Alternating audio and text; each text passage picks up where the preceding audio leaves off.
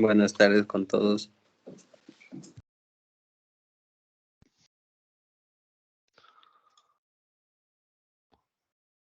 Muy bien.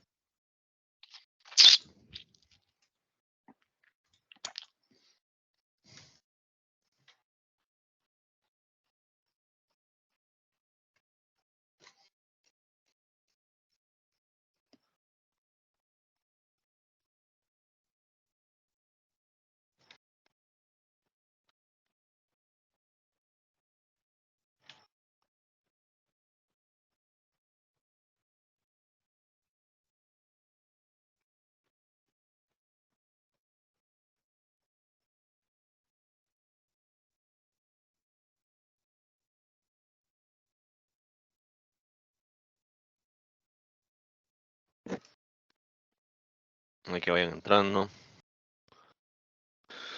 Ah.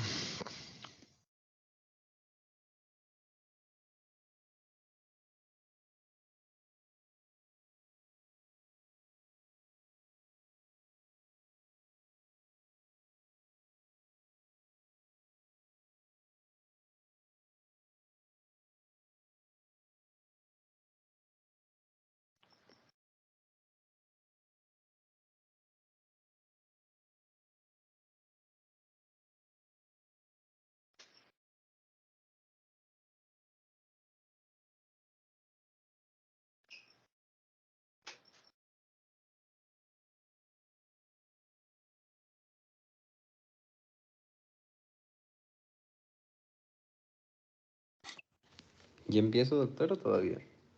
Empiezo, por favor. Ya. Ahí, para... Parta tu pantalla, por favor. Ya, sí Y se a ver, ve. ¿me Ya, avisas? voy a dar indicaciones, ¿ya? Muy bien, chicos, buenas tardes. Con todos, muchas gracias por asistir a la última clase de reforzamiento de lo que va a ser en este caso anatomía del aparato reproductor femenino. Hay que recordar que estas clases de reforzamiento son dirigidas y guiadas principalmente para los alumnos, ¿no? Para que puedan tener una noción de lo que va a ser en este caso lo que es el aparato reproductor femenino, para que puedan también resolver sus dudas con respecto tal vez a alguna lectura, algún libro que puedan tener y tal vez el ayudante, ¿no? Pueda brindarles esta recomendación y este seguimiento o resolver la duda que tengan, ¿ya? Más no, la clase de reforzamiento del ayudante representa en este caso una forma de cómo ustedes puedan dirigir solamente su conocimiento mediante la clase, ¿de acuerdo? Es un reforzamiento. Entonces después no hay que tener malas interpretaciones el día lunes. Uy, se escucha el eco, Álvaro. A ver. Ah, ya está. Listo. Muy bien, entonces para evitar que haya malas interpretaciones en el futuro, y porque varias veces ustedes alumnos dicen, no, no, pero en la ayudantía dijo esto, vuelvo a indicar, es una clase de reforzamiento. Pueden preguntar, pueden indicar todas las cosas que necesitan, etcétera. Muy bien.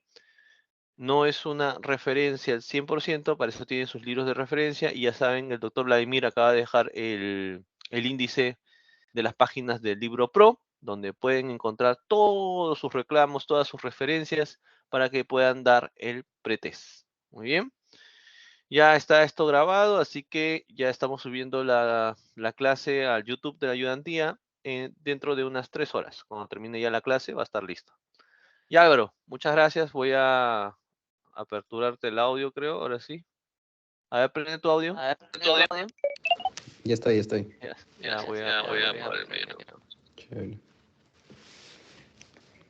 Bueno, buenas noches, chicos. En esta oportunidad vamos a hablar sobre el sistema reproductor femenino. Y pues esta clase la vamos a hacer en el Complete Anatomy, más que todo por el hecho de que se tienen que ubicar tridimensionalmente y para que vean cómo están dispuestos los diversos órganos, ¿ok? Entonces, cuando nosotros hablamos del sistema reproductor femenino, lo dividimos en dos, en los órganos genitales internos y en los órganos genitales externos. Okay, los órganos genitales internos van a ser todos aquellos que estén ubicados a nivel de la pelvis menor, ¿ok? Entonces, dentro de los órganos genitales internos, lo que nosotros vamos a tener, ¿ok? Primero aquí es los ovarios. Los ovarios son órganos sólidos, ¿ok? Son pares, uno al lado derecho y uno al lado izquierdo. Vamos a tener también a las famosas trompas uterinas, salpinx también se les denomina, también se les denomina tubas uterinas, ¿ok? También tenemos al útero, como ustedes pueden observar, aquí al útero, y en la parte más inferior tenemos a la vagina. ¿Ok? Esos son los órganos genitales internos. Los órganos genitales externos, por su parte, son la vulva junto con los órganos anexos. Y pues ahí también vamos a tener a los labios menores, al clítoris también, que es el principal órgano eréctil en el caso de la mujer. Ahora, hay algo característico aquí según la división embriológica. ¿Ok? Se dice que la vagina, los 2/3 superiores de la vagina, ¿ok? Los 2/3 superiores de la vagina solamente corresponden a los órganos genitales internos, mientras que el tercio inferior corresponde a la parte externa. Y esto tiene que ver más que todo de dónde derivan, para hacer una división de dónde derivan embriológicamente, ¿ok? Se dice que los órganos genitales internos derivan del seno urogenital, mientras que los órganos genitales externos derivan de los conductos paramesonéfricos de Müller. Entonces, la división de la vagina se la divide así porque se dice que tiene doble origen embriológico, ¿ok? Ahora, hablemos netamente de los órganos genitales internos y vamos a empezar con los ovarios. Los ovarios, como ustedes pueden observar aquí, es la gónada sexual femenina, y los ovarios, como ya les mencioné, se ubican a nivel de la pelvis menor. Entonces, los ovarios tiene aproximadamente una longitud, su eje mayor es aproximadamente entre 4 centímetros aproximadamente se dice, y tiene un espesor de 1 centímetro, ¿ok? De 1 centímetro. Eso es la longitud. Si ustedes pueden observar, aquí el ovario tiene una superficie como que levantada, ¿ok? Tiene una superficie levantada. Y esa superficie levantada, ¿ok? No es nada más y nada menos que los folículos ováricos que sobresalen, ¿ok? Los folículos ováricos corresponden a los folículos ováricos. Además, el ovario tiene otras características, como por ejemplo, que su color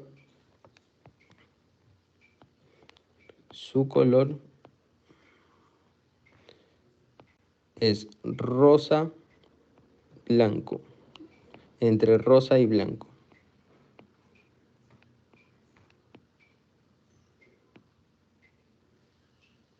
Ahí está, rosa y blanco. Ahora, algo característico, como ustedes pueden ver aquí del ovario, es que el ovario tiene una superficie que no está cubierta por peritoneo, y es algo que les mencioné en la clase de peritoneo. El ovario es el único órgano intraperitoneal no peritonizado, es decir, que no está cubierto por peritoneo, ¿ok? Así que ese dato téngalo presente. Ahora, el ovario también, ya sabrán que presenta dos tipos de secreciones, una secreción interna y una secreción externa. La secreción interna, vamos a escribirlo por acá, la secreción interna es debido a que el ovario produce dos hormonas principales, el estrógeno y la progesterona. Mientras que la secreción externa es porque el ovario va a dar lugar a la maduración del ovocito secundario. Y el ovocito secundario pues va a ir por las trompas de falopio a que se fecunde a nivel de la ampolla, que posteriormente lo vamos a ver. Entonces, recuerden dos tipos de secreciones que tiene el ovario, la secreción interna y la secreción externa. La secreción interna son básicamente la producción de dos hormonas, que es el estrógeno y la progesterona, y la secreción externa debido a que produce los ovocitos, ¿ok? Entonces, algo característico también del ovario es que tiene una forma ovoidea, ¿ya?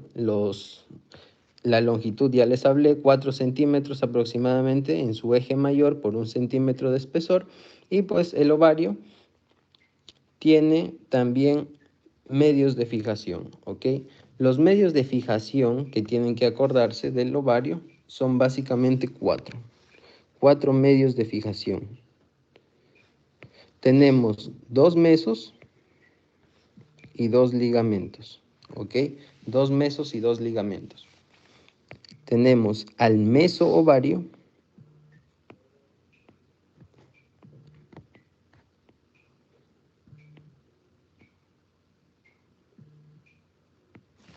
y tenemos al meso salpinx.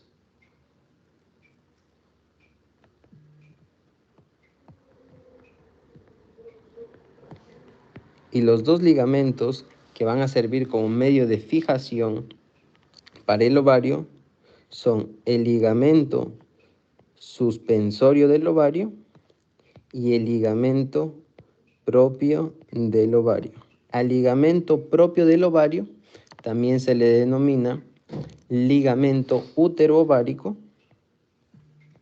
porque es el que va a unir el ovario con el útero.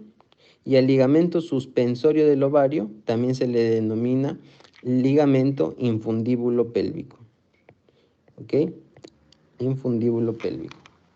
Ahora, aquí vamos a ver todos los ligamentos o todos los medios de fijación que les acabo de mencionar.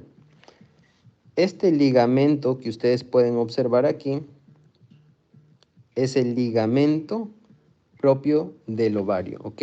O también denominado, les mencionaba, útero ovárico, y es el que va a unir el ovario con el cuerno del útero, ¿ok? Es la característica principal del ligamento propio del ovario. El ligamento suspensorio del ovario, vamos a eliminar esta parte. El ligamento suspensorio del ovario es este que ustedes pueden observar acá. Y del ligamento suspensorio del ovario, ustedes tienen que recordar que es el medio de fijación más eficaz del ovario. Y este medio de fijación más eficaz del ovario, en su espesor va a estar en profunda relación con los vasos ováricos, ¿ok? Va a estar en relación con los vasos ováricos. Ahora, otros medios de fijación que tiene el ovario son 2 mesos que les dije. Entonces, los 2 mesos característicos que va a tener el ovario es el meso salpinx y el meso ovario.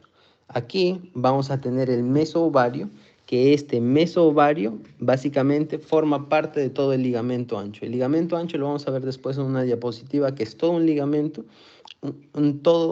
todo es parte del peritoneo que se repliega ahí a nivel de los genitales internos, y justamente el mesovario es la parte superior de este ligamento ancho junto con el mesosalpinx. El mesovario es el meso que va a estar fijando ahí al ovario, mientras que el mesosalpinx también, que es otro medio de fijación, va a estar fijando al ovario, pero también va a tener un rol al fijar a la trompa uterina, ¿ok? Pero de aquí quiero que recuerden que este ligamento suspensorio del ovario es el que tienen que recordar sí o sí, porque es el medio de fijación más eficaz del ovario, ¿ok? Entonces, este medio de fijación más eficaz del ovario se va a fijar hacia arriba, hacia la fosa ilíaca, en este caso izquierda, si es que estamos hablando del ovario izquierdo, y si es que estamos hablando del ovario derecho, se va a fijar obviamente a la fosa ilíaca derecha. Entonces, desde la fosa ilíaca derecha va a ir hasta la extremidad tubárica del ovario. La extremidad tubárica del ovario va a ser esa parte que va a estar contactando con la tuba ovárica, es decir, esta sección, ¿ok? Entonces vamos a borrar. Entonces esos básicamente son los medios de fijación del ovario. Ahora, del mesovario también tienen que recordar que a través del mesovario van a estar discurriendo los vasos que van a irrigar al ovario. Los vasos que van a irrigar al ovario son básicamente la arteria ovárica. De la arteria ovárica, miren, ustedes tienen que recordar el nacimiento. La arteria ovárica nace a nivel de la aorta abdominal, a la altura de L2. Y es esta arteria que ustedes pueden observar. Miren, la arteria ovárica, ¿ok? El drenaje venoso del ovario va a ser diferente en el ovario derecho y en el ovario izquierdo. En el ovario izquierdo, por su parte, la vena ovárica va a drenar a nivel de la vena renal izquierda y en el ovario derecho va a drenar directamente en la cava superior, en la cava inferior, perdón. Miren, si nosotros aislamos, vamos a ver más drenaje venoso. Si nosotros aislamos a estas dos venas,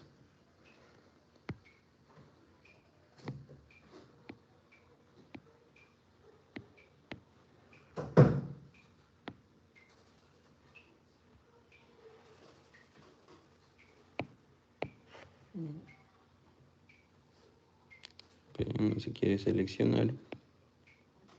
Ok, entonces, si nosotros aislamos a esta vena ovárica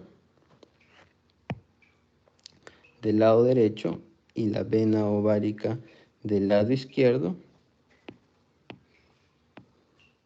junto con la vena renal y la vena cava inferior, miren, aquí eso es lo que tenemos. Recuerden, la vena ovárica del lado izquierdo drena directamente a la vena renal izquierda, mientras que la vena ovárica del lado derecho drena a la vena cava inferior. Es algo característico que también ocurre en el caso del hombre con el testículo. La vena testicular izquierda drena a la vena renal izquierda y la vena testicular derecha drena directamente a la cava inferior, ¿ok? Entonces, esta razón de ser de la vena renal izquierda en el hombre es lo que le predispone a tener varicocele, algo que no ocurre en el caso de la mujer, ¿ok? Algo también importante que tienen que tener como relación es que si ustedes observan, ¿ok?, los vasos ováricos, los vasos gonadales, miren, vamos a aislar por acá. Su relación es que están por delante de los uréteres, ¿ok? Y lo mismo también ocurre en el caso de los vasos gonadales del hombre. La arteria ovárica junto con la vena ovárica están por delante de los uréteres. Es una relación muy importante que también les pueden preguntar, ¿ok? Entonces no se olviden.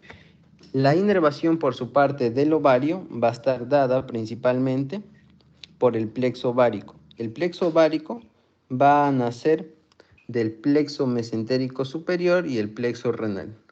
Y es lo que justamente tenemos acá. Vamos a darle una capa más de nervio. Y aquí está finalmente el plexo ovárico. ¿Ok? Este es el plexo ovárico. Entonces les mencionaba que el plexo ovárico es lo que va a inervar al ovario y básicamente pues el plexo ovárico viene a ser las ramas o fibras que van a venir del plexo renal izquierdo, si es que hablamos del ovario izquierdo, y también del plexo mesentérico superior. ¿Ok? Hasta ahí. Entonces, si han ubicado, ¿tienen alguna pregunta hasta esta parte?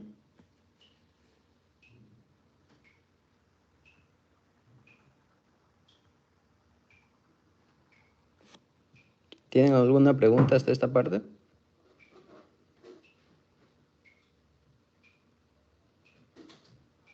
No, claro, gracias. Ya. Entonces, Ese es todo lo que concierne al ovario. Del ovario tienen que recordar sus 4 medios de fijación, tienen que recordar que es un órgano intraperitoneal que no está peritonizado, es decir, que no está recubierto por peritoneo y que tiene pues una forma que su superficie no es lisa, sino que está como que elevada, y eso es lo que justamente pueden observar acá, que ya les dije que es por la presencia de los folículos ováricos. ¿Ok? Entonces, de las arterias tampoco se olviden las relaciones, que su relación principal es que tanto la, la vena como la arteria ovárica está por delante del uréter y que la vena ovárica del lado izquierdo drena en la vena renal izquierda, y en el caso del lado derecho, la vena ovárica del lado derecho va a estar drenando directamente en la vena cava inferior. ¿Ok? Entonces, si nosotros pasamos a hablar de la tuba ovárica o de la trompa de falopio, o también se le denomina oviducto, que es todo lo que tenemos acá, así que vamos a señalarlo.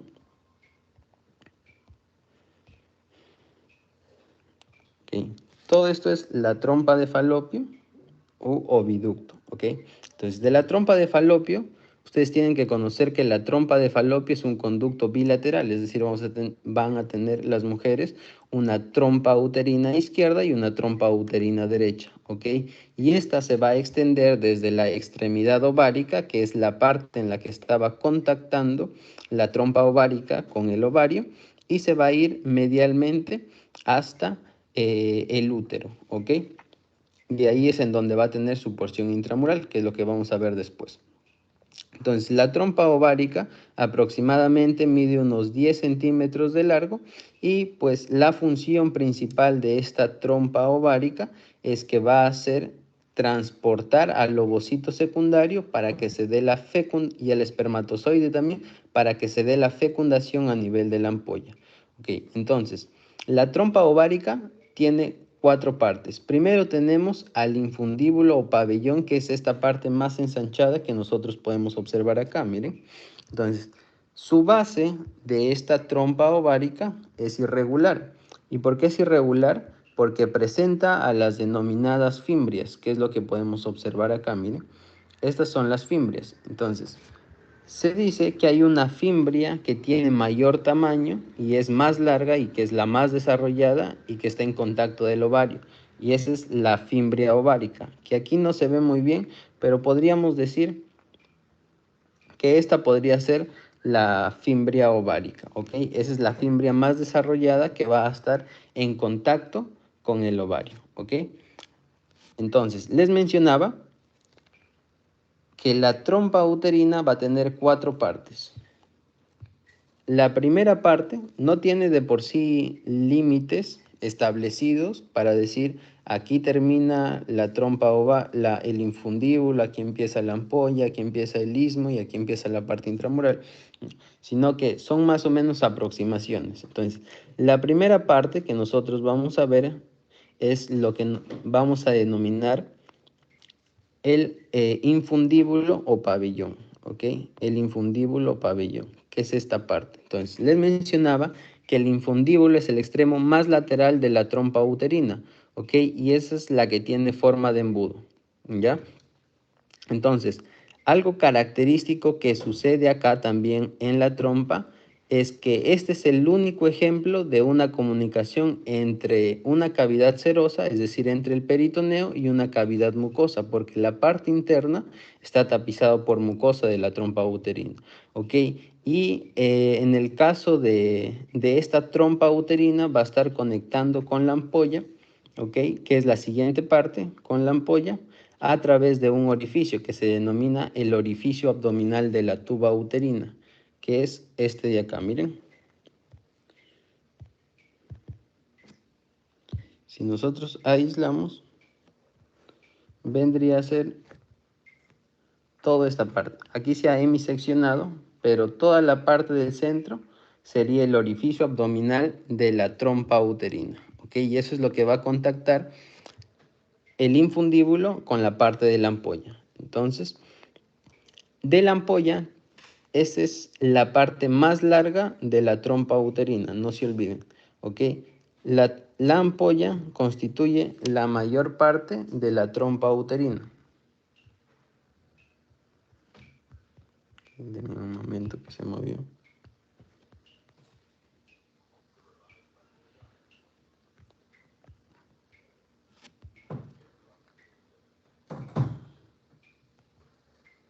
Ok, entonces estamos acá. El infundíbulo, estamos en la ampolla. Entonces la ampolla es la parte más larga, ¿ok?, de la trompa uterina, y es también el sitio en donde se va a dar la fecundación del ovocito. Esos dos datos son característicos y clave que ustedes lo recuerden. La ampolla es la parte más larga de la trompa uterina y es el sitio donde se va a dar la fecundación del ovocito secundario, ¿ok? Seguido a la trompa uterina tenemos al istmo. Este istmo es la parte más estrecha de la trompa uterina, ¿ok? Aquí vamos a tener al istmo. Es la parte más estrecha de la trompa uterina y el istmo va a estar ubicado entre la porción intramural, aquí vamos a tener la porción intramural, y la ampolla, ¿ok? Para ver la porción intramural, ¿ok?, para ver la porción intramural de la trompa uterina, vamos a ir a esta imagen. Como ustedes pueden observar acá, miren, tenemos a la trompa uterina. Todo esto es la trompa uterina con sus fimbrias y esto es toda su longitud, ¿ok? Entonces, este espacio que yo les mencionaba al principio, que está a nivel del infundíbulo, es lo que nosotros denominamos el orificio abdominal de la trompa uterina, ¿ok? Este espacio, orificio abdominal de la trompa uterina. Si ustedes pueden observar, la trompa uterina no está muy en contacto con el ovario, ¿ok? Es por esa razón que a veces pueden ocurrir embarazos ectópicos, es decir, que el ovocito secundario no va a ser jalado por la trompa uterina y por lo tanto se puede dar la fecundación a nivel del peritoneo, ¿ok? Eso es a lo que nosotros denominamos un embarazo ectópico y es justamente por esta razón. Ahora, también les mencionaba que la base del infundíbulo es de manera irregular y es irregular porque tiene la presencia de las fimbrias, que son estas digitaciones en la base. Posteriormente al infundíbulo, ok, este es el infundíbulo, tenemos a la ampolla. Les mencionaba que la ampolla es la parte más larga, ok, de todo la trompa uterina, ok, y aquí es en donde se va a dar la fecundación. Aquí es en donde se da la fecundación. Esto es algo clave que ustedes tienen que sí o sí recordar, ok. Luego sigue el istmo, que es más que todo lo que va a corresponder al tercio medio de la trompa uterina. Por acá vamos a tener al istmo, y también es la parte más angosta de la trompa uterina, ¿ok?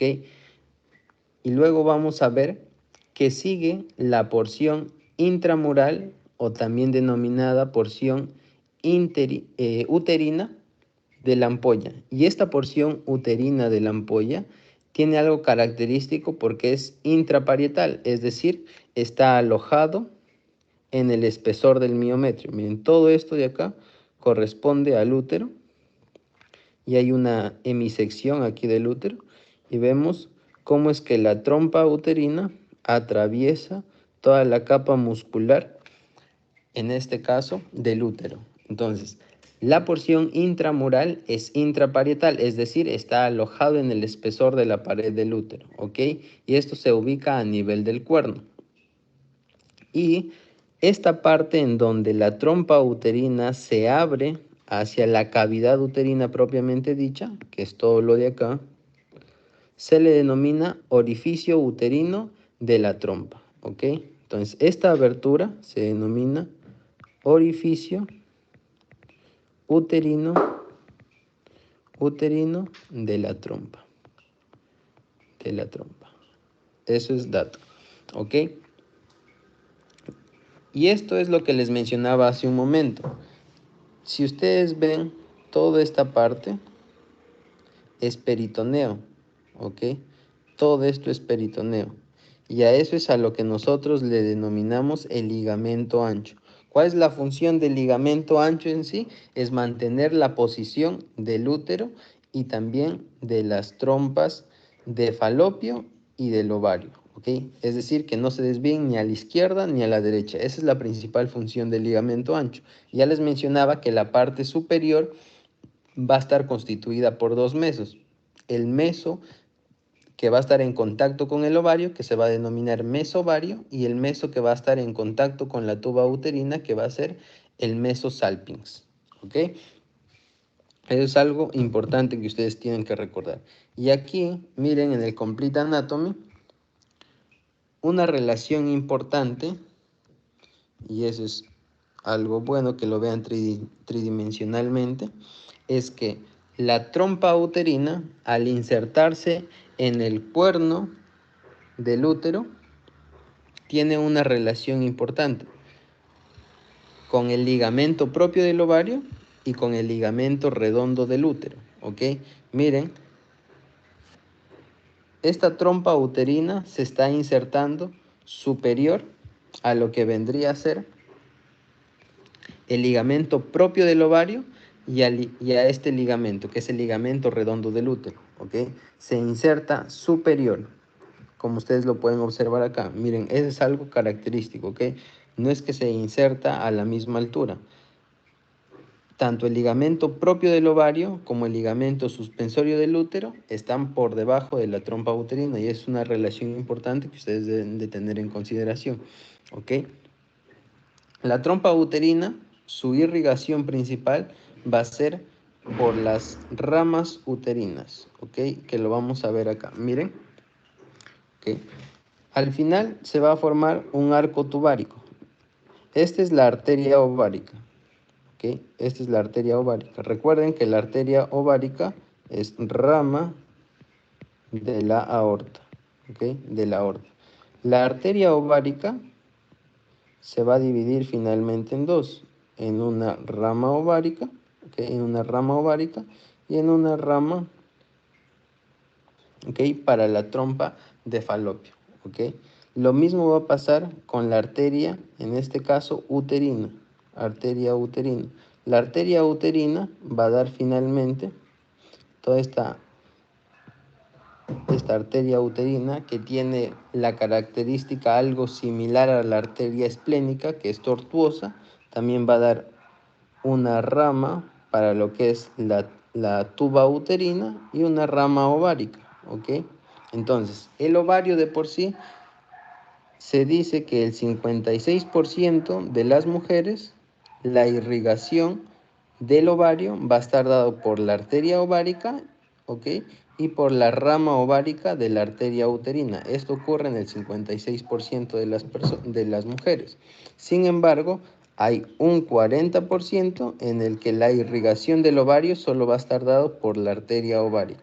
Y hay un 4%, que es algo muy raro, que la rama ovárica solamente va a ser la que va a irrigar al ovario, la rama ovárica de la arteria uterina, ¿ok?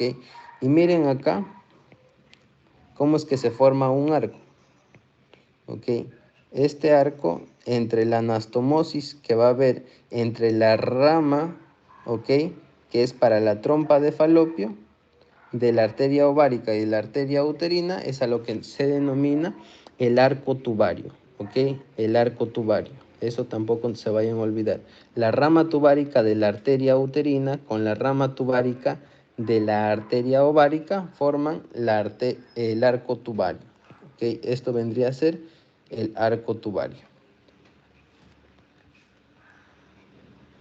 En cuanto a las venas que vamos a ver acá, más que todo van a ser las mismas que la irrigación, o sea, las venas tubáricas son las que van a ir y acompañar y van a drenar a la vena ovárica y también van a drenar a la vena uterina.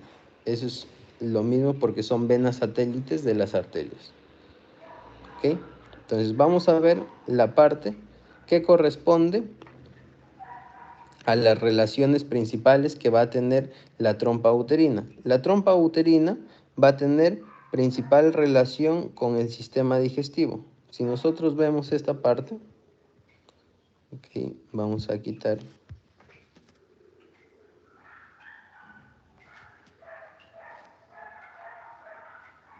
Vamos a quitar a esta parte.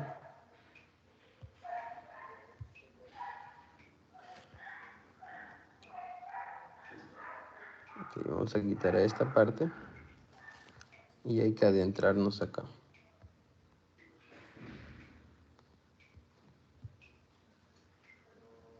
Okay.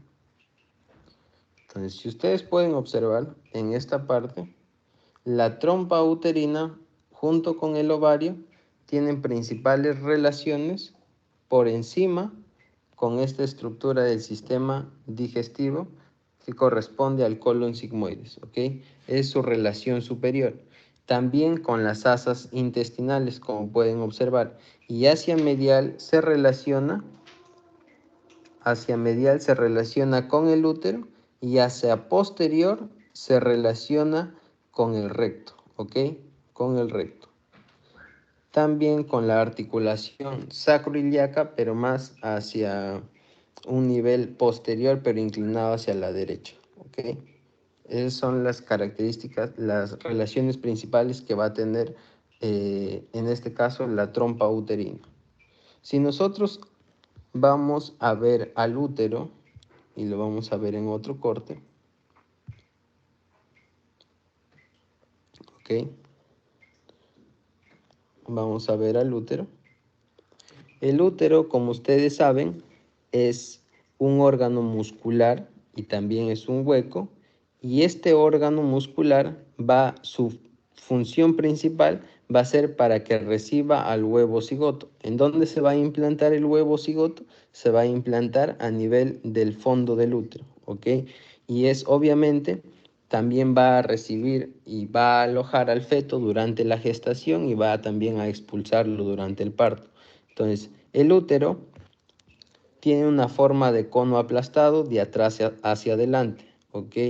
Y tiene partes. La primera parte que nosotros vamos a ver del útero es esto, que corresponde al cuello del útero.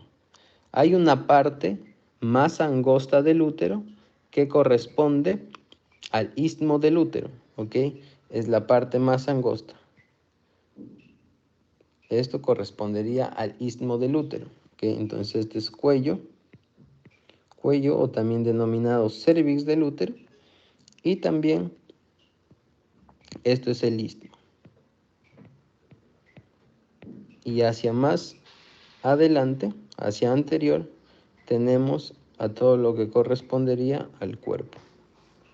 Ahora, ¿alguien sabe cuál es la posición normal del útero? ¿O han escuchado la anteversoflexión del útero? ¿Saben a qué se refiere?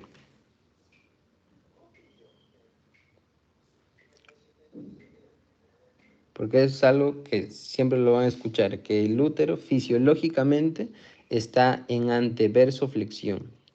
¿Saben a qué se refiere eso?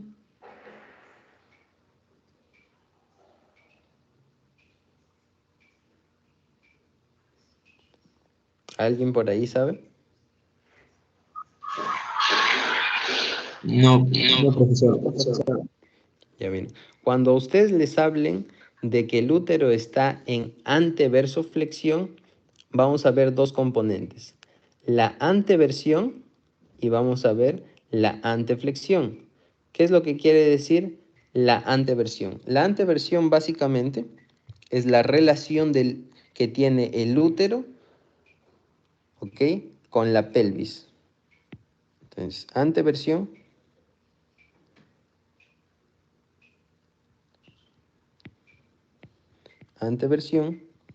es la relación que va a existir entre el útero y la pelvis. De tal manera que se dice que toda la parte del cuerpo está en la hemipelvis anterior,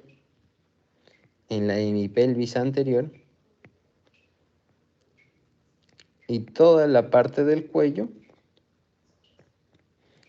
va a estar ubicada en la hemipelvis posterior. En la hemipelvis posterior. Eso es lo que corresponde a la anteversión. Si nosotros hablamos de la anteflexión del útero, anteflexión,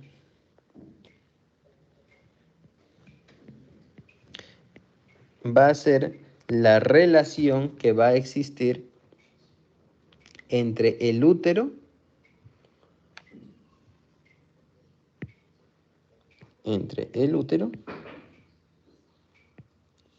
y el cuello del útero, el cuerpo del útero con el cuello del útero,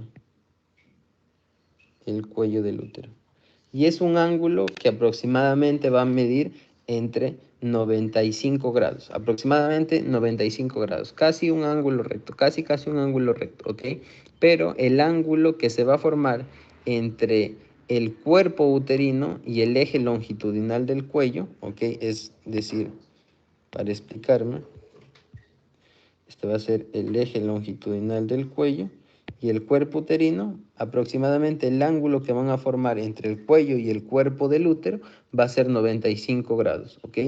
Y es este ángulo lo que conforma la anteflexión fisiológica. Entonces, cuando a ustedes les pregunten en qué posición está el útero está en anteversoflexión. Esa es su posición normal del útero, ¿ok? Entonces, el útero obviamente va a sufrir muchas modificaciones durante el embarazo, pero su posición es en anteversoflexión. Eso es lo que va a ocurrir en condiciones normales. Ahora, les explicaba que el útero va a tener partes. Les expliqué que tenía el cérvix hacia esa es la parte más posterior inferior, porque es la que va a estar en contacto con la vagina, porque hay una parte que el cuello del útero va a estar dentro de la vagina y va a haber hay una parte vaginal y una parte supravaginal, ¿ok? Entonces, primera parte, para recapitular, cérvix, segunda parte, istmo y cuerpo del útero.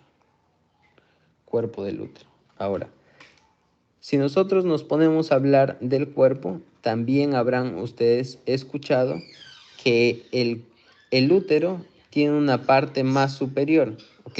Que es el fondo. Frecuentemente el fondo lo describen como otra parte adicional del útero, pero si ustedes revisan unos libros, como el Latarjet, por ejemplo, el fondo del útero está incluido dentro de la parte del cuerpo uterino, ¿ok?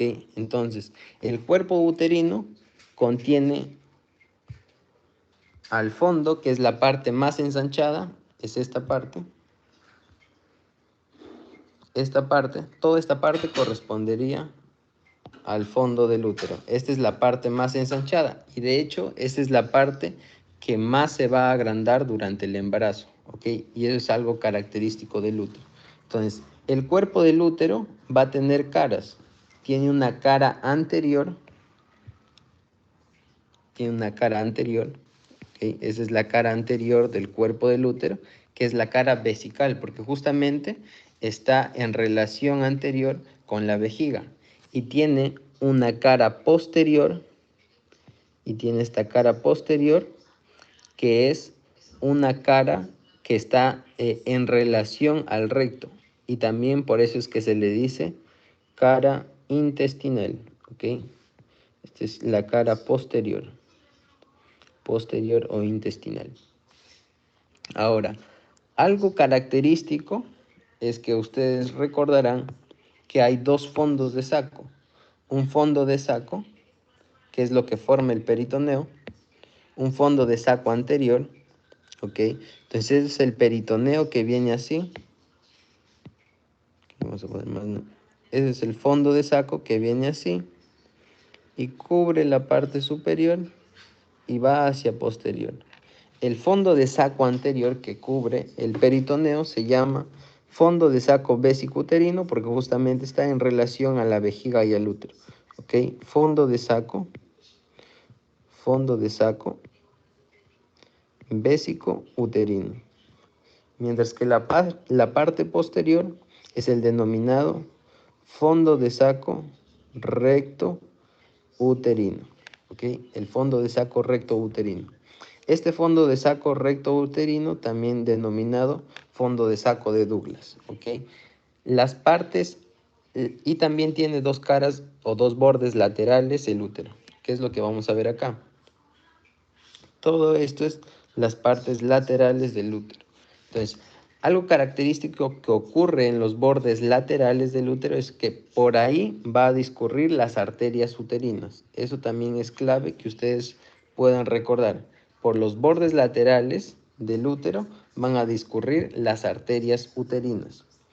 Algo también importante es que el peritoneo en la cara anterior del útero se refleja solamente a este nivel, dejándolo la mayor parte de la cara vesical del útero libre o descubierta, ¿ok? Y eso es algo característico. Lo mismo sucede en la cara posterior, pero no es tanto, ¿ok? Y los bordes laterales también no están cubiertos por peritoneo, pero lo característico ahí es que esa parte de los bordes laterales que no están cubiertos por peritoneo, por ahí discurre la arteria, ¿ok? La principal arteria que va a irrigar al útero, que es la arteria uterina, ¿ok? Es hasta ahí la parte del cuerpo.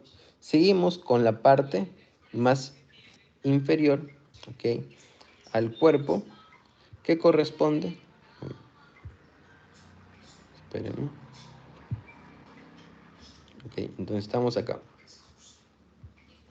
Entonces, la parte que está inferior al cuerpo del útero corresponde al istmo del útero. El istmo del útero es la porción que se va a encontrar entre el cuerpo y el cérvix, y aproximadamente tiene 1 centímetro de longitud. Ahora, esta parte del istmo ocurre lo mismo que con las partes de la trompa uterina, es decir, no tienen un reparo anatómico para yo poder diferenciar aquí empieza el istmo y aquí termina, ¿ok? Simplemente vemos una parte más angosta de todo el útero y ahí vamos a poder identificar qué es el istmo, ¿ok? Eso es algo que ustedes deben de recordar. El cuello del útero, por su parte, corresponde al tercio inferior de todo el útero, ¿ok? Y tiene también una forma de cono. Y, y este cervix o cuello del útero va a tener, como les dije, una porción supravaginal y una porción vaginal como tal, ¿ok?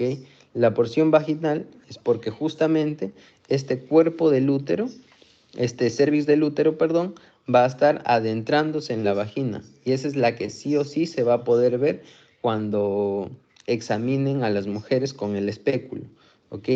Este cuello del útero mide alrededor de 8 a 12 milímetros, 8 a 12 milímetros, ¿ok? Y tiene su porción supravaginal y infra y vaginal per se, ¿ok? Entonces, ¿qué partes también vamos a ver por acá? Miren, si nosotros vamos a la parte más inferior del útero, vamos a ver este orificio. Este orificio corresponde al orificio cervical externo, ¿ok? Y si hay un orificio cervical externo, también hay un orificio cervical interno, que correspondería a esta parte, ¿ok? Este es el orificio cervical interno, ¿ok? Y lo que esté por encima del orificio cervical interno es lo que sería netamente la cavidad uterina como tal, ¿ok? Entonces, la cavidad uterina va a estar por encima del orificio cervical interno. Eso es algo que deben de recordar. Y la porción que existe entre el orificio cervical interno y el orificio cervical externo es lo que nosotros denominamos el conducto endocervical. Es decir, toda esta parte sería el conducto endocervical.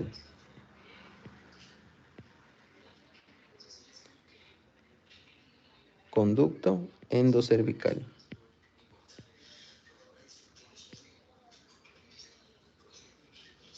Este es el conducto endocervical. Entonces, en la parte interna, recuerden, el cuello del útero tiene un orificio cervical externo, un orificio cervical interno, y entre ambos encontramos nosotros el conducto endocervical. Y por encima del conducto endocervical, nosotros tenemos a la cavidad uterina como tal. ¿Ok? Ahora, el útero va a tener histológicamente también capas. Y estas capas van a ser tres. La capa más interna se denomina la capa mucosa, que es lo mismo que decir el endometrio. ¿Ok? El endometrio. Endometrio. Y este endometrio, recordarán que también tiene dos capas. Una capa funcional y una capa basal. Basal. Exacto, una capa basal. Ahora, la pregunta aquí es, ¿cuál de las dos capas es la que se desprende durante la menstruación? La funcional. Exacto. Eso tienen que recordar. La capa funcional es la que se desprende durante la menstruación, mientras que la capa basal sirve como base para la regeneración de la capa funcional. ¿Ok? Eso es importantísimo que ustedes lo recuerden y eso también les van a preguntar en histología. Luego, en la parte más prominente o la parte más voluminosa va a ser el miometrio, ¿ok? O también se denomina capa muscular del útero, miometrio. Y la capa serosa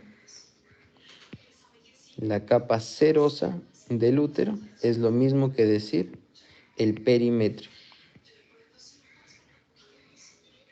El perimetrio, ¿ok? Entonces, el perimetrio. Hasta ahí esas son todas las capas que histológicamente nosotros vamos a poder observar en el útero, ¿ok?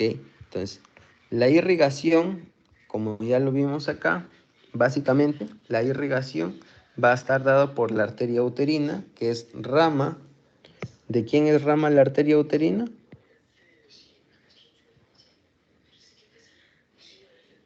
¿Alguien que pueda participar?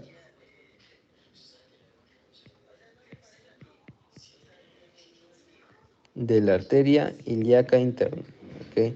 De la arteria ilíaca interna. Es la arteria uterina. Entonces, de la arteria uterina ustedes tienen que recordar sí o sí que esta arteria uterina discurre por el borde lateral del útero. Ahora, si bien es cierto, la arteria uterina va a dar ramas superficiales, ¿ok? Pero no solamente da ramas superficiales, sino que la arteria uterina va a dar ramas que van a penetrar todo el miometrio hasta llegar al endometrio. Y eso es también lo que van a ver en histología, que van a ver, por ejemplo, ramas helicianas, van a ver ramas espirales también. Entonces, lo característico de esta arteria uterina es que la arteria uterina va a penetrar en el espesor del útero, ¿ok? Y recuerden que la arteria uterina es rama de la arteria ilíaca interna y va a discurrir por los bordes laterales del útero. Y recuerden que los bordes laterales del útero no están cubiertos por peritoneo, al igual que la cara anterior o la cara vesical del útero, ¿ok? ¿Hasta ahí tienen alguna pregunta?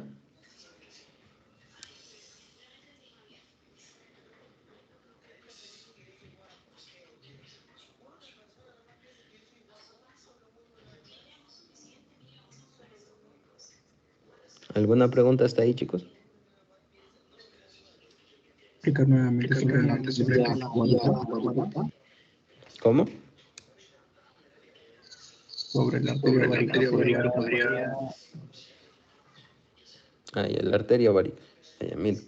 La arteria ovárica les mencionaba. Vamos a verlo aquí en el complete. Miren, la arteria ovárica va a nacer de la cara anterolateral de la aorta. Y es esta de acá. La arteria ovárica nace de la cara anterolateral de la aorta a nivel de L2. ¿Ok? A nivel de L2. Vamos a poner otro color. A nivel de L2. ¿Ok? A nivel de L2, la arteria ovárica nace de la cara anterolateral del abdomen. Y la relación de la aorta abdominal. Y la relación importante que les dije que ustedes deben de tener es que durante su recorrido la arteria ovárica va por delante del uréter, ¿ok? Miren, si nosotros colocamos una capa del sistema urogenital y una capa del sistema venoso, ¿ok? Miren, si pueden ver cómo es la disposición acá. Miren. Ok, entonces, de manera general tienen que tener el concepto que los vasos gonadales, es decir, arteria ovárica y arteria testicular, porque lo mismo ocurre en el hombre, es que estas nacen de la cara anterolateral de la aorta abdominal y su relación importante es que estas van delante del uréter en su ingreso a la pelvis menor. ¿Ok? Y en el caso de la arteria ovárica, les dije que la arteria ovárica va a dar dos ramas. La rama ovárica como tal para que irrigue el ovario y la rama tubaria, ¿ok? Que esta rama tubaria va a irrigar a la trompa uterina. ¿Ok? Lo mismo casi ocurre con la arteria uterina.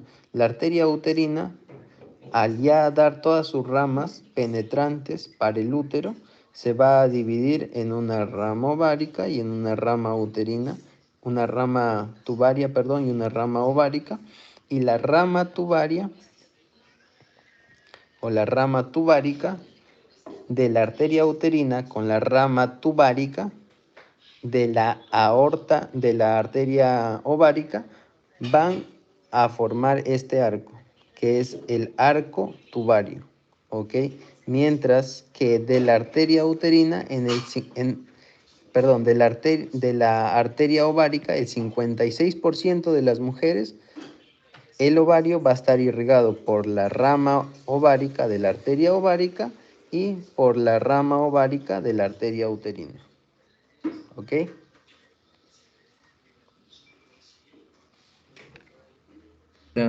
Quisiera que me confirmes algo. ¿Cómo? Quisiera que me confirmes de dónde sale la arteria uterina. No puedo escucharte, se escucha como eco. ¿De dónde sale la arteria uterina? La arteria uterina nace de la arteria ilíaca interna, mientras que la arteria ovárica nace de la aorta abdominal.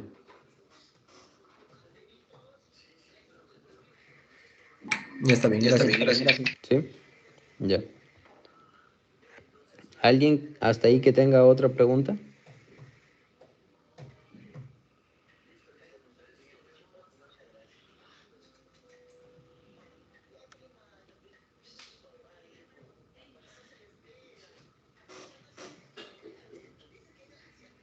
¿Alguna otra pregunta hasta ahí, chicos?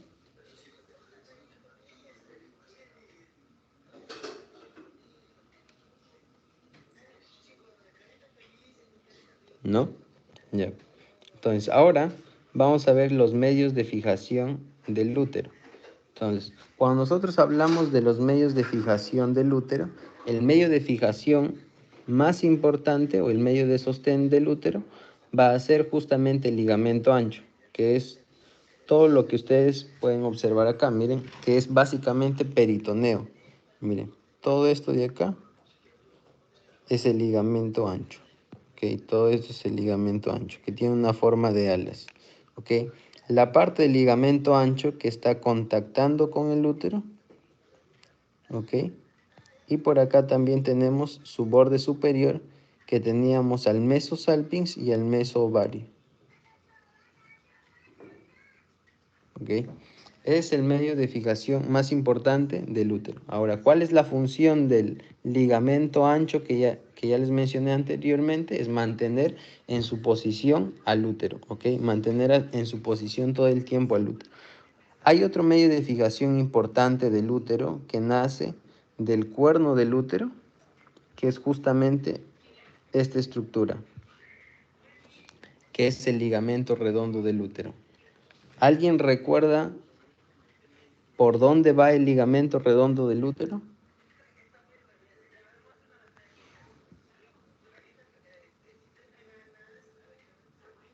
Conducto inguinal. Exacto. Entonces, el ligamento redondo del útero, como su compañera lo mencionó, miren, nace a partir del cuerno, ¿ok? Va desde el cuerno del útero y asciende hacia la pelvis mayor, ¿ok? Asciende hacia la pelvis mayor para penetrar finalmente por el orificio profundo, ¿ok? Por el orificio profundo del conducto inguinal. Entonces, va a ir transcurriendo el conducto inguinal y se va a insertar finalmente a nivel del monte de Venus, que ya posteriormente lo vamos a ver, y a nivel de los labios mayores en este caso, de la vulva. ¿Okay? Ese es otro medio de fijación que vamos a tener que va a estar en relación con el útero. Otro medio de fijación que va a tener el útero es hacia posterior. Es hacia posterior. Vamos a ubicar acá.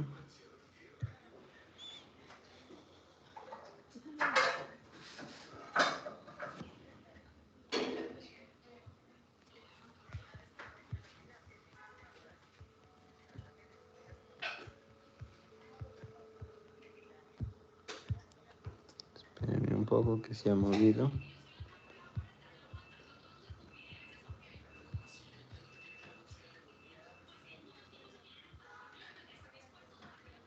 Ok, acá. Entonces, aquí tenemos todo lo que va a corresponder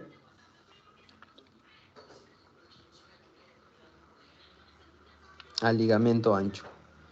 Ok, les mencionaba que el ligamento ancho tiene en su porción superior al mesosalpinx y al mesoovario.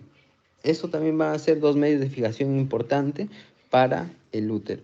Y también va a tener al mesometrio, que va a ser la parte del ligamento ancho que va a estar contactando con el borde lateral del útero. ¿Okay? Otro medio de fijación que ya les mencioné es el ligamento redondo del útero, pero hacia posterior, el útero tiene otro ligamento, que es el ligamento recto uterino, ¿ok? Que es el ligamento recto uterino. Vamos a ocultar a esta parte. Y aquí está. Entonces, el ligamento recto uterino es otro ligamento que va a estar manteniendo la posición fija del útero.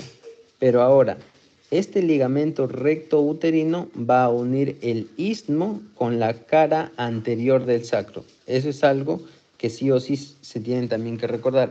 ¿Okay? El ligamento recto uterino no une directamente el cuerpo, sino el istmo del útero con la cara anterior del sacro. ¿Okay? Y hay también pares, obviamente. Hay uno derecho y uno izquierdo. Hay otros ligamentos también que van a dar sostén al útero, pero que son inconstantes y por tanto no se tocan. Por ejemplo, los ligamentos uterolumbares o vesicuterinos, pero que como les digo son inconstantes. Los más característicos que ustedes tienen que recordar es el ligamento ancho con el mesometrio, ¿okay? Que es la parte del ligamento ancho que está en contacto con el borde lateral del útero, y hacia superior el mesosalpinx con el mesovario, y aquí el ligamento recto uterino, ¿ok? Juntamente con el ligamento redondo del ovario. Okay. Vamos entonces hacia otra vista para ver lo que correspondería a la vagina. ¿Ok? Entonces, cuando nosotros hablamos de la vagina básicamente va a ser el órgano copulador, en este caso, de la mujer. ¿Ok? Porque aquí es en donde es el órgano que va a alojar al pene finalmente. Entonces, este es un órgano músculo-membranoso que va a ir desde el útero hasta la vulva. ¿Ok? Y es un órgano impar que se ubica en la parte media. ¿Ok? Y está también situado en la cavidad pelviana. ¿Ok? Entonces, la dirección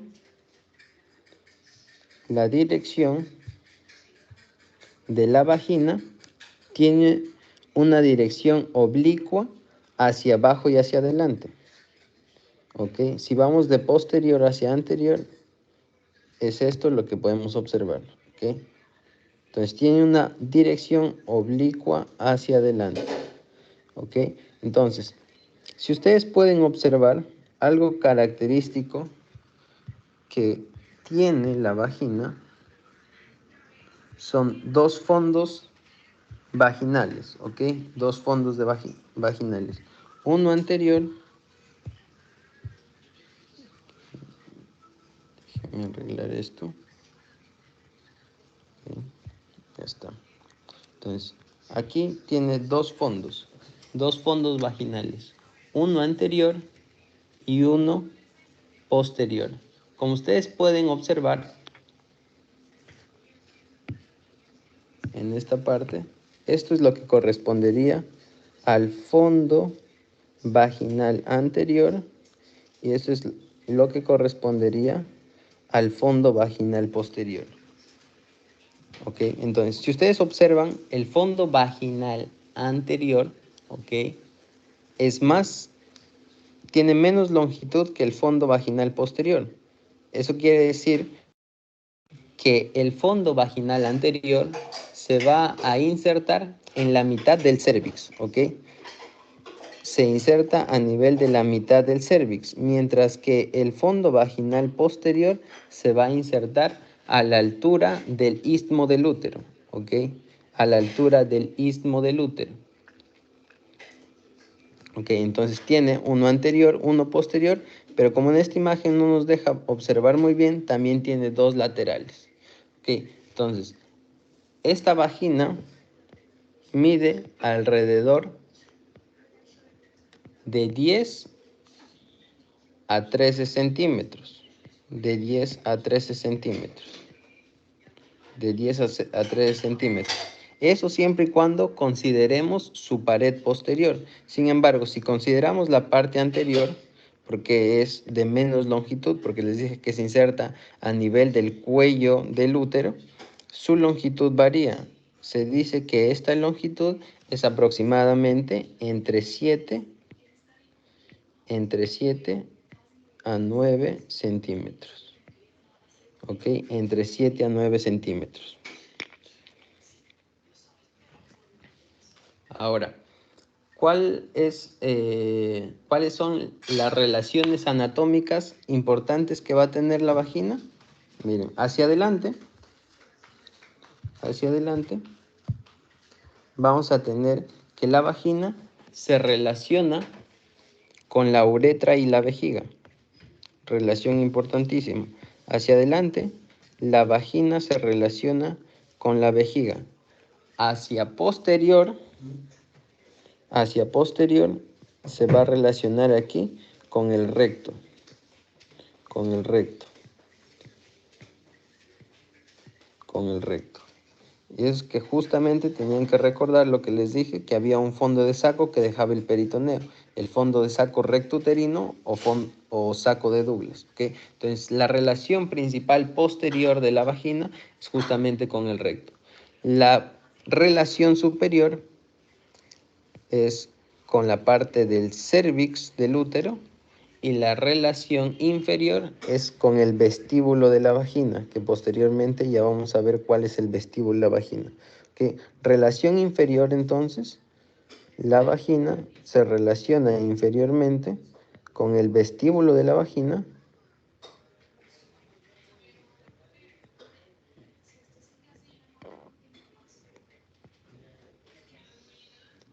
vestíbulo de la vagina y hacia superior con el cervix. Esas son sus relaciones importantes que ustedes deben de tener en cuenta. ¿Ok?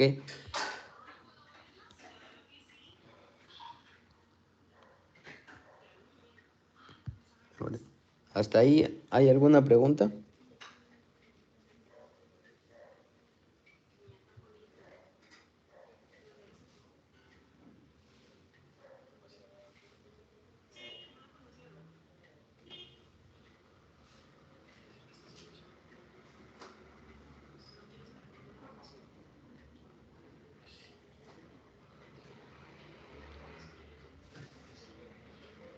¿Hay alguna pregunta hasta ahí, chicos?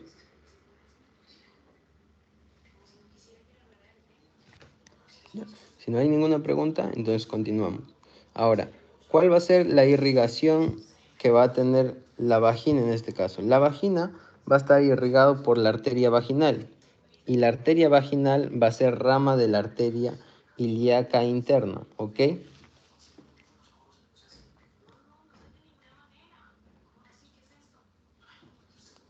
Aquí vamos a ver si es que finalmente sale la arteria.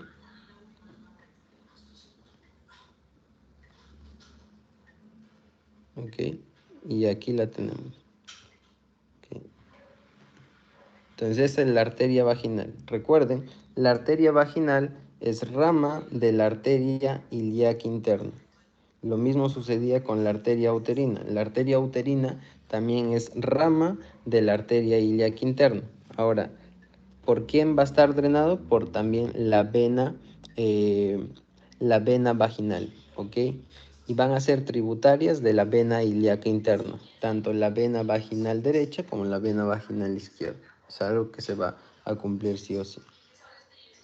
¿Ok? Si hablamos de los órganos genitales externos, ¿ok? Si hablamos de los órganos genitales externos, vamos a tener aquí principalmente el monte de Venus, el monte de Venus, el monte de Venus, ¿ok? El monte de Venus. Hacia inferior, lo que vamos a ver son los labios mayores. Miren, esos son los labios mayores, los labios mayores. De los labios mayores, ustedes tienen que ver que los labios mayores tienen un borde lateral y un borde medial. El borde lateral de los labios mayores, y lo van a diferenciar también los labios mayores de los labios menores, es que los labios mayores tienen vello púbico, a diferencia de los labios menores. Los labios menores no tienen vello púbico, ¿ok? Esa es una gran diferencia que no se pueden olvidar. Labios mayores sí tienen vello púbico, mientras que los labios menores no tienen vello púbico, ¿ok? Luego vamos a tener que estos labios mayores van a unirse en la parte anterior, aquí, van a unirse en la parte anterior y en la parte posterior. Entonces, cuando se unen en la parte anterior, esa parte en donde se unen los labios mayores se va a denominar la comisura labial anterior. La comisura labial anterior. Mientras que su unión en la parte posterior se va a denominar la comisura labial posterior. Labial posterior. Esta comisura labial posterior también se denomina frecuentemente como horquilla, ¿ok? Se denomina también como horquilla. Ahora, recuerden también que el monte de Venus también se denomina monte púbico, porque ahora a veces les hacen problemas por los epónimos, ¿ok? Monte púbico, ¿ok? Y esto correspondería a los labios mayores, ¿ok? Característico de los labios mayores es que ahí sí encuentran vello púbico, les dije, y eso es lo que les va a poder diferenciar, lo que les va a hacer diferenciar de los labios menores, perdón, que los labios menores no tienen vello púbico. Ahora, si ustedes pueden observar en la parte más interna de los labios mayores, lo que vamos a observar es una delimitación y es lo que denominamos la hendidura vulvar. ¿Qué es lo que encontramos dentro de la hendidura vulvar? Encontramos los labios menores. A los labios menores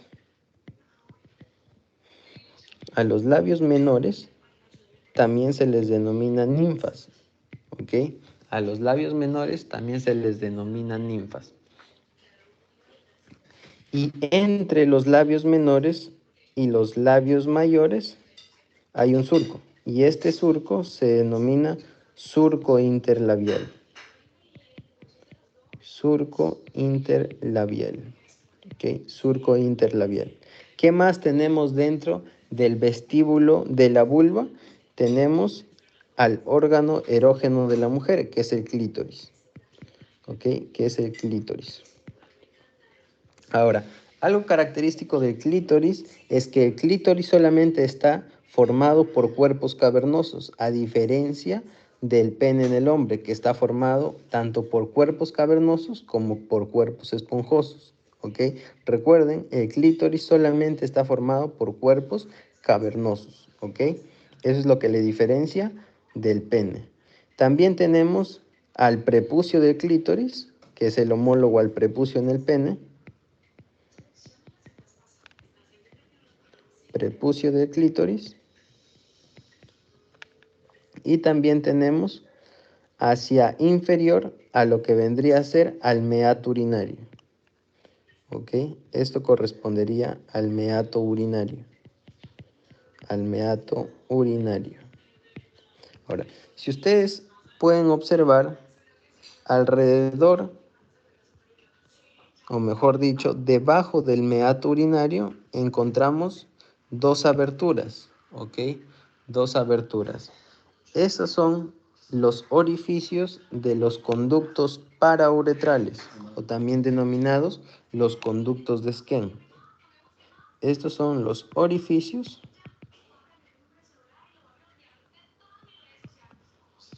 parauretrales, o también denominados orificios de los conductos de Skene. ¿Ok? Ahora, no solamente hay orificios parauretrales, sino hay también orificios vestibulares, ¿ok? Que son los orificios vestibulares mayores. Y esos orificios vestibulares mayores, que lo vemos acá, orificios vestibulares, son también denominados los orificios de los conductos de Bartolino. De Bartolino, ¿ok?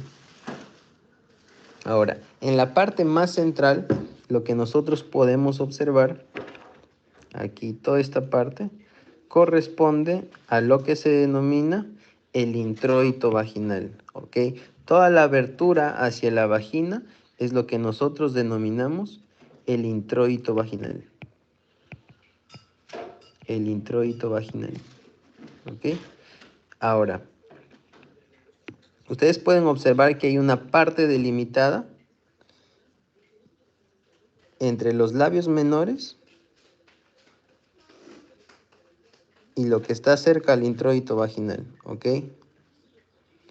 Y esto es a lo que nosotros denominamos el vestíbulo vaginal, ¿ok? El vestíbulo vaginal. Y este vestíbulo vaginal, les mencionaba anteriormente que es una relación inferior de la vagina como tal, ¿ok?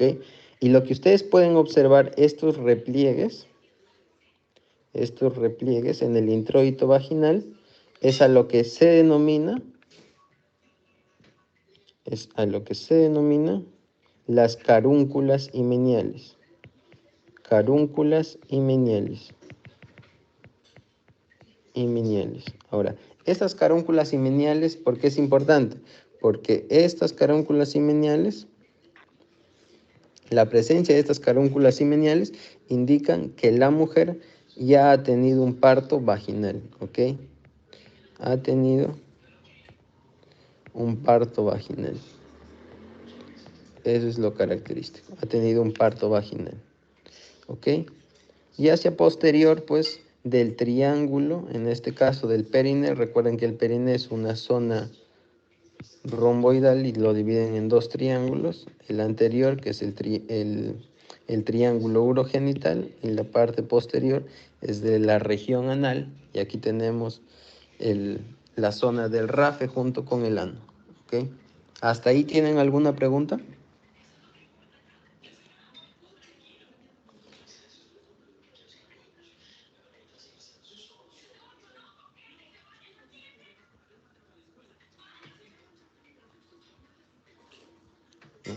¿No hay ninguna pregunta?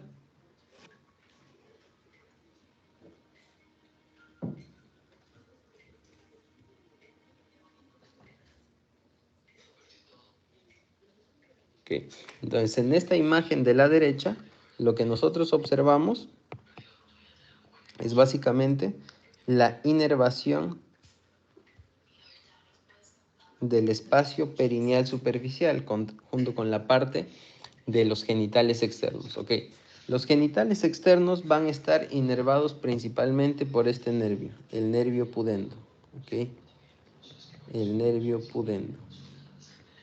El nervio pudendo. Ahora, ¿cuál es la importancia de este nervio pudendo? Es durante el parto, a veces esta parte del introito vaginal no es lo suficiente, no se dilata lo suficientemente como para que la cabeza del feto pueda salir. Entonces, lo que tienen que hacer, en este caso, los ginecólogos, es cortar, ¿ok? Hacen un corte, lo que se denomina episiotomía. Episiotomía. Entonces, ese corte se denomina episiotomía. Y para que hagan ese corte, se tiene que anestesiar justamente el nervio pudendo, porque el nervio pudendo es el que le da la mayor inervación a la zona de los genitales externos, ¿ok? Justamente para que no haya ese dolor. Entonces, ¿cuál es el punto de reparo anatómico que se utiliza para anestesiar justamente este nervio pudendo?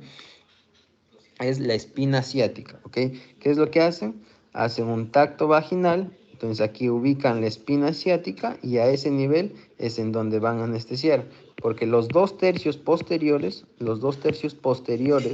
de los genitales externos de la mujer van a estar inervados por el nervio pudendo, ¿ok? Eso es algo característico, mientras que la parte anterior van a estar... como que la inervación va a estar repartida por los nervios, por el nervio genitofemoral, por ejemplo, el nervio ilioinguinal y el nervio iliohipogástrico. ¿Okay? Pero la mayor parte de esta inervación va a estar dado por el nervio pudendo. ¿Hasta ahí tienen alguna pregunta?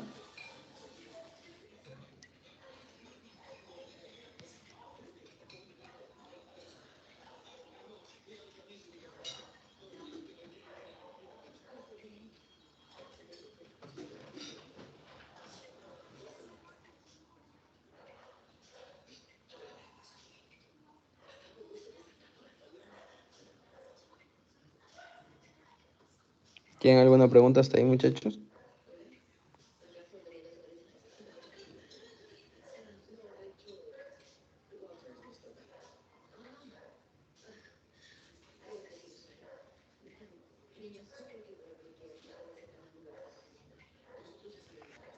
Ok, no hay ninguna pregunta.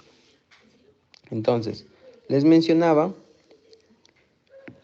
la diferencia que existe entre el clítoris y el pene es que el clítoris básicamente está compuesto, tanto la raíz por el cuerpo, solamente por cuerpos cavernosos, ¿ok? Los cuerpos esponjosos no forman parte del clítoris, ¿ok? Es algo que sí o sí se va a diferenciar del pene, ¿ok? El clítoris solamente va a estar compuesto por cuerpos cavernosos, tanto su raíz como su cuerpo. Y obviamente también va a tener la parte del capuchón del clítoris o el prepucio del clítoris y algunas analogías importantes u homologías es que los labios mayores son es homólogo al escroto en el varón, ¿ok? Escroto. Es homólogo al escroto en el varón.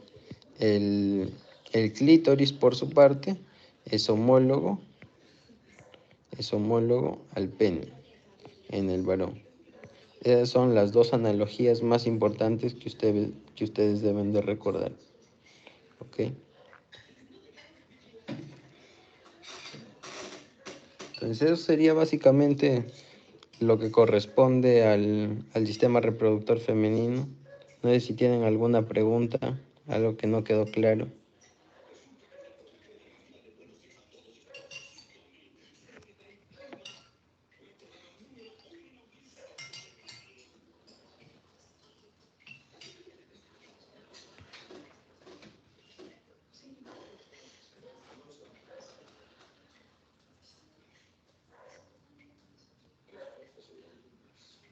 ¿Tienen alguna pregunta, chicos?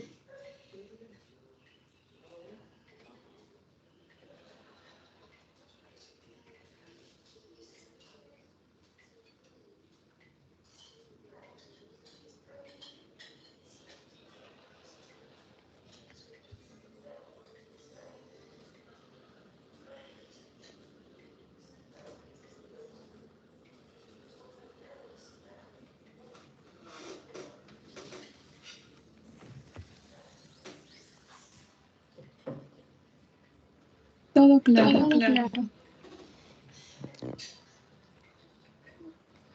Bueno, eso sería lo principal que deberían de reconocer en el caso del sistema reproductor femenino. Recuerden las partes de la trompa uterina, donde se da la fecundación, cuál es la parte más larga, la irrigación también del útero, que está dado por la arteria uterina, rama de la arteria ilíaca interna, recuerden. La parte de los genitales externos también van a estar inervados por los nervios pudendos, que es la principal inervación, y la irrigación también van a estar dados por la arteria pudenda, que va a ser rama de la arteria ilíaca interna, también no se olviden. Y la posición normal, obviamente, del útero, que es la anteversoflexión que ya les hablé.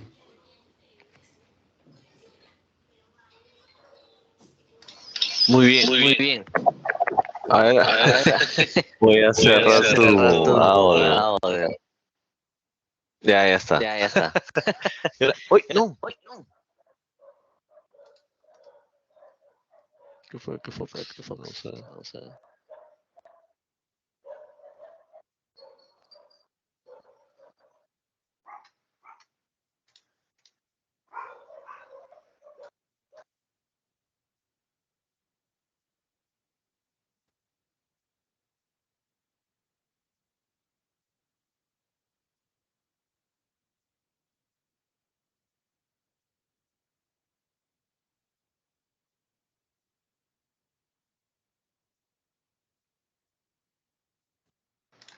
Álvaro, a ver. A ver. Creo que Creo hay que un audio que hay un audio que está abierto. está abierto.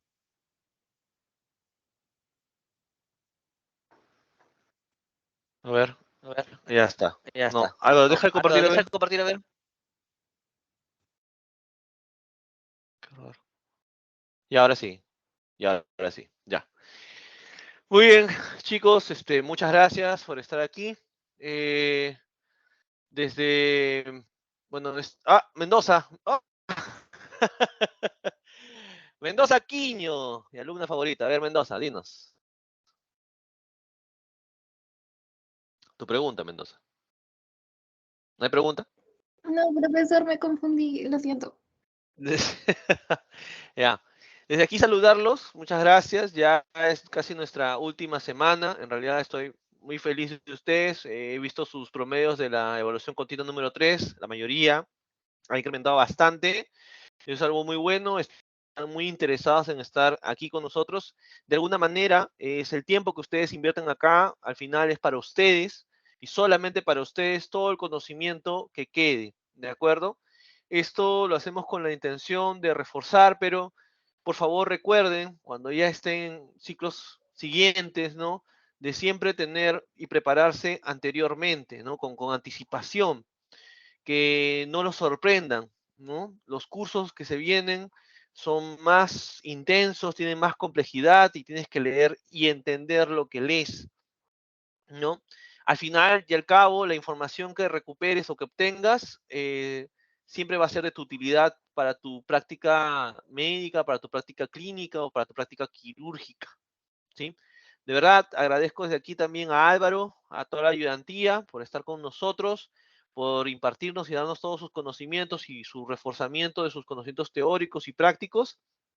No han estado ahora actualmente con nosotros muchos, como Álvaro, porque bueno, también es un estudiante al igual que ustedes, y los horarios, pues lamentablemente no coincidían, ¿no? Para estar en el anfiteatro. De todas maneras, igual el agradecimiento a Álvaro. También para informarles que ya este es nuestro último reforzamiento, ¿no? Ya la siguiente semana es un integrador de aparato reproductor masculino y femenino, y ya saben en este caso dónde estudiar, qué estudiar, ¿no? Como lo dijo Álvaro, a veces las preguntas que se posicionan principalmente van en irrigación, inervación, en segmentos, tipos, orígenes, ¿no? Que ustedes también ya se han dado cuenta, ¿no? Y eso es lo que queríamos al final del día, ¿no? Queremos que se recuerden esas pequeñas pautas, esos pequeños ladrillos de sus conocimientos previos para cursos que van a ir desarrollándose en el futuro, que bueno, en este caso, lamentablemente van a llegar para cuando lleguen ginecología o pediatría, probablemente obstetricia, que va a ser el 6º año, o sea, de acá a 4 años más, pero no se olviden, guarden sus cuadernos. Es muy importante estos conceptos, los conceptos pequeños, los conceptos moderados, de moderada complejidad, van a ser muy importantes para entender, más que todo como una reserva, sino para entender futuros conceptos, ¿no? eh, como edad gestacional, ¿no? Grande para el peso nacer, o por ejemplo, se estaba hablando de distocia de hombros, etcétera. La verdad, esos términos en algún futuro, si necesitan conocimientos anatómicos, aquí la cátedra está abierta, y si no, ya saben que también en este caso el portal de Instagram, de la ayudantía, o en todo caso también el mío propio. Muy bien, chicos, muchas gracias. Finalizamos esto, y un anuncio más para finalizar. Cuando acaben, si acaba esto, este curso de Morfofisiología 3 de buena manera para ustedes, eh, les quiero decir que están invitados para participar en la siguiente convocatoria de ayudantía de anatomía, que ya no va a ser solamente anatomía, sino va a ser de morfofisiología, donde van a fisiología, anatomía, histología e investigación, que básicamente va a durar casi 3 años, una subcarrera, básicamente. Así que obviamente todo esto va a estar certificado por la universidad, ¿no? Y es una gran oportunidad para ustedes para incrementar su conocimiento, para estar también con nosotros. Y obviamente, Mendoza, para también, en este caso, bueno, a veces estamos completamente, a veces, pues trabajando, laborando, no podemos trabajar o laborar, pues también de explicar que sí tenemos experiencia, ¿no? Como ayudantes de cátedra, ¿no? Para el futuro, ¿no? Créanme que las primeras etapas de recién ser egresado es un poquito difícil para muchos médicos jóvenes, ¿no? Yo no soy médico joven, así que, pero sí se sufrió, sí se sufrió. Entonces, ya sale la publicidad el primero de diciembre, va a salir el afiche, va a salir la convocatoria en el Instagram de la ayudantía de anatomía, que le corresponde, y posteriormente, en este caso, ya también vamos a dar las indicaciones, ¿no? Para que puedan postular. Van a haber nuevos proyectos, van a haber proyectos de investigación, disección, van a haber formas también, en este caso, ya de ver su visualización, no solamente ya como médicos, sino tal vez como docentes, o probablemente como mayor conocimiento en anatomía, histología y fisiología y la investigación. Es lo que quiere la carrera de ustedes, es lo que quiere de ustedes. Nada más, terminamos esto. Muchas gracias y buenas noches a todos. Cuídense. Ya en unas horas estoy subiendo la información al YouTube de la Ayudantía de Anatomía Humana de la Universidad Científica del Sur. Hasta luego, chicos. Chao, chao.